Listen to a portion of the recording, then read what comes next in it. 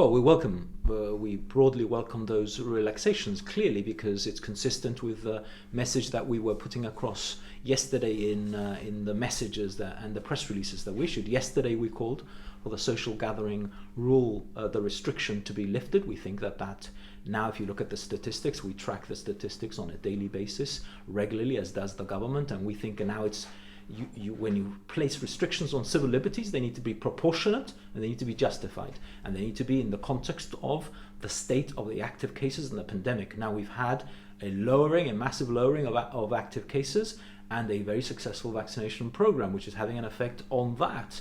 So now, when you reach that level, and yesterday, when I tweeted and posted on social media and issued that press release asking for social gathering rule to be lifted, I also said that we were at the same rate of active cases as we were in early August. So clearly, it is justified now to remove that restriction, and so we welcome the lifting of that restriction. And indeed, when you look into other measures that the government has announced today, we also welcome, for example, the fact that they have announced an extension of the business assistance program to certain sectors, importantly also to the catering sector, which is more susceptible to the tourism industry. We've had a collapse of tourism. It's not just local, it's worldwide.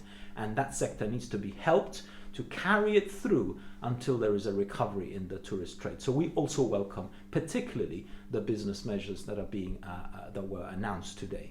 And in terms of public gatherings and also the organisation of public events, we're reverting more or less to what it was like pre-COVID. Public gatherings and events can now be organised with the necessary permits. Also, some health considerations might be taken into account. How do you feel about that?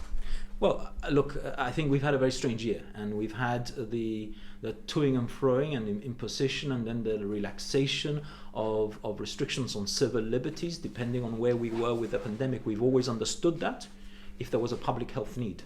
But as soon as you emerge from a public health need and a sort of stringent necessity to place those restrictions, then of course you've got to relax them. So we absolutely think the time is right for those restrictions to be removed.